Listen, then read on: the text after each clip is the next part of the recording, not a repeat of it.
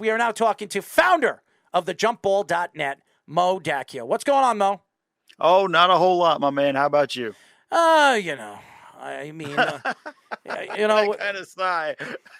the last time we had you on the show, there was a lot of back and forth banter with Kobe Bryant and obviously Steph Curry. And we'll get into the whole Steph Curry saga because I think Steph Curry is just a joke when it comes to the NBA and NBA basketball. That's just my opinion.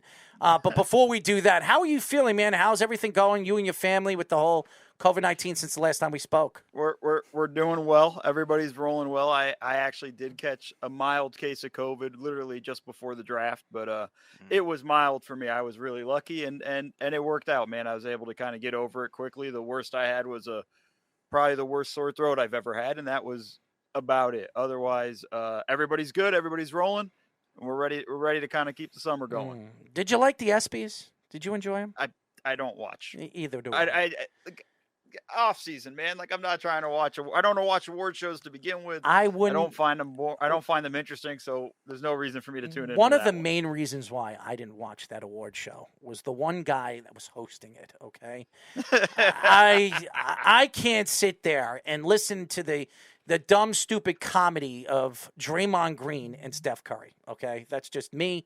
I have no thought of my private life when I'm popping on the TV and wanting to find something that is going to, free my mind from everything that I'm going through the day, is watch Steph Curry crack jokes. Okay, so the only joke sometimes that I want to free is Steph Curry shooting a three. Anyways, why don't we get into the offseason? Obviously, there's quite a few players that became available. Kevin Durant, Kyrie Irving from the Brooklyn Nets. DeAndre Ayton was available, and now he's not available. Maybe he is available. Now Rudy Gobert goes somewhere else. And now the Donovan Mitchell story, which seems to, is growing legs now. And some people say this there could be a trade in line by tomorrow. I don't know what the truth is. I mean, there's different stories that I've heard, different rumors that I've heard.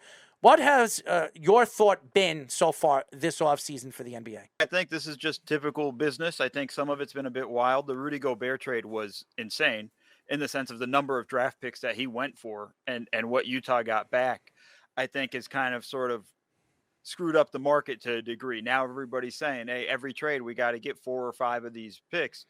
And, look, it wasn't the first time we've had that. Drew Holiday went for a large haul when he got traded to Milwaukee. I mean, the Anthony Davis trade, Paul George going to Oklahoma City, these are big, big moves. But a lot of those moves were, hey, final pieces that led to championships. The thing with Rudy Gobert is like, this just maybe gets you out of the first round. I don't look at it as a move that gets Minnesota out of the into the conference finals or into the finals in general. And I think that's kind of the challenge there with that. They gave up so much, but now other teams are looking, going, hey, Brooklyn looking at KD going like, the price for KD just went up, guys. Like, we can't trade KD for less than what Rudy Gobert went for. And I think there's a lot of stuff that goes with all these things. And then the offseason in general in the NBA is always pretty wild now. I mean, the last few years we've had late offseason moves happen that's kind of created the drama, or just, all last summer was the Ben Simmons saga. So before and after, what were your thoughts to this Donovan Mitchell story? And Danny Ainge came out and said about 2 weeks ago that after Rudy Gobert got traded to the Timberwolves, that we're not trading Donovan Mitchell. He said it twice. 2 press conferences. He says we're building the team around Donovan Mitchell. And then I think early last week it came out, I think it was Sunday night or Monday, that they're going to be taking offers. And obviously the New York Knicks have always been Donovan Mitchell's destination. That's where he wanted to go. He grew up in New York.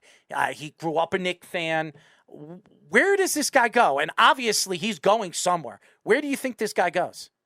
Well, for starters, I think this is just a case of never believe the GM or team president. Right. You can just see the move that they made for Rudy Gobert. Basically, even if Donovan Mitchell stays on that team, that's not a playoff team in the Western Conference. Maybe it's a play-in team at best. And so just right there, you understand it. Like, they're probably going to be more moves behind what they're doing. I think Mitchell does end up in New York. The thing is, I only know of 2 teams that are really trying to bid for him, and that's the Miami Heat and the New York Knicks. I haven't really heard of a lot of chatter of a lot of teams trying to jump in. Part of it is because what Utah is asking for. With Utah's asking price being, hey, we want the same amount or even more picks that we got for Mitchell than we got for Rudy Gobert. That kind of takes immediately Miami out, because all Miami really has to offer is Duncan Robinson, Tyler Hero, and 2 first-round picks, whereas the Knicks have 8 picks they could trade. And I think that's the very interesting side of it. Now the question becomes, how much are the Knicks going to bid against themselves? Because they don't want to include all those picks. They don't want to include 6, 7, 8 picks if they don't have to. If they're the only ones really negotiating, maybe Leon Rose draws the line at 5. It gets really interesting with the negotiation. But for Utah, I think to have more leverage, there needs to be somebody that's actually interested in trading for Mitchell, that has the assets that they want as well, to kind of push the Knicks a little bit more in the leverage. But I think in the long run, he's been destined to be a Knick, it felt like, for quite a while. They've been scouting him. They were at the playoff games. Mm-hmm. Not just scouting Jalen Brunson. They were there for Donovan Mitchell. And I think that's something that, they've been on top of for a while. And I think that's the guy they're going to go all in on. So in terms of the players that have been rumored so far, we've heard Grimes, we've heard Mitchell Robinson. Now the recent one is Obi Toppin and Emmanuel Quickley. What do you think is the best combination of those players do you think is fair for both those teams? And same thing with the draft picks too, because we know Danny Ainge is notoriously stingy. Yeah, I think with the draft picks, I would try to hold on if I'm the Knicks at just 5. Obviously, if I'm Utah, I'm like, give me all of them. And I think that's just kind of how it works. When it comes to the players, it gets really interesting.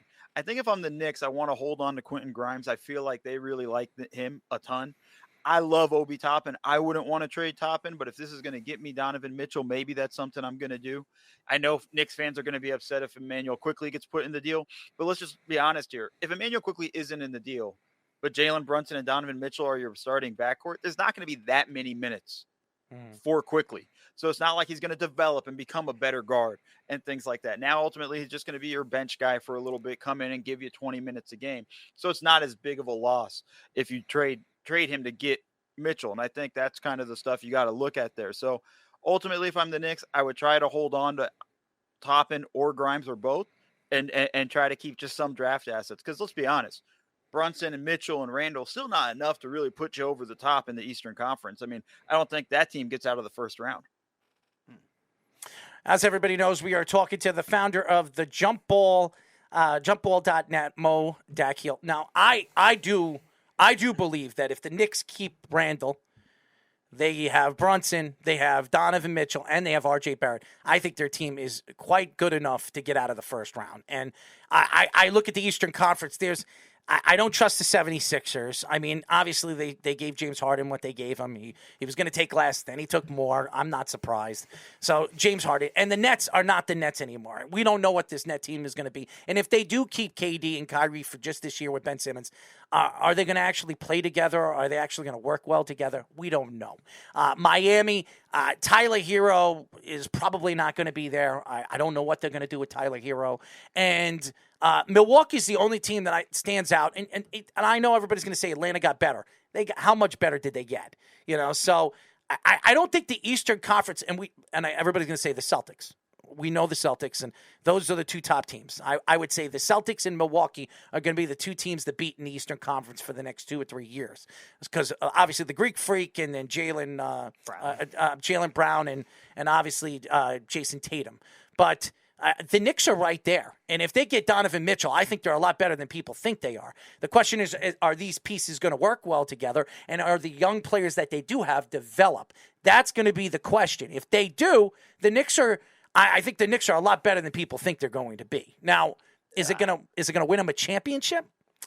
I don't know. Okay, did you think that Jason Tatum and Jaylen Brown was enough for the Celtics to win a championship? Well, I mean, you saw what they did throughout the second half of the season and the run they had. You had to believe by the time they got into the playoffs that they were a team there. Now, let's be fair. If Chris Middleton doesn't get hurt, I don't think the Boston Celtics get to the finals. I think the Bucks win that series. Mm-hmm. But this is the way it works out. But to go back to your point about the Knicks, I don't trust their defense at that point. Julius Randle, not a good defender. Donovan Mitchell has not been a good defender over the past few years. And he is really disappointing on that end when you look at the fact that coming out of college, he was expected to be a solid defender, 6'10" wingspan, all of those things, a strong, sturdy build. And you just watch what he did in the playoff series. He let Spencer Dinwiddie and Jalen Brunson, who's now going to possibly be his teammate, blow right by him over and over again. I don't think the Knicks defense is going to be good enough. RJ Barrett, who I think has gotten better, I still don't think is at that level. I'm not a big Randall believer. He had 1 year where he had a monster year. Last year was terrible for the Knicks. So I don't know where the confidence is coming from for you on where the Knicks are going to come out of the first round. You said Randall had a bad year last year. I wouldn't. 20-10 is not a bad year. It wasn't horrible. I mean, he's fighting with fans during games. Yeah, that's horrible. That's horrible. Talk about that. No he question. Didn't want to be there at points. There's times where because he wants to be the number one guy. He's asking for a trade demand and stuff like that. I don't know how you could say the numbers are nice. Yeah. But that's fine. It didn't help you win anything. No. You missed the playoffs, you missed the play-in tournament by 6-7 games. Mm-hmm. I don't know if you can really kind of look at it going like that. And then when you go through your list of teams, you can assume Tyler Hero is going to be gone. Mm-hmm. Sure, that's fine. They still have Jimmy Butler.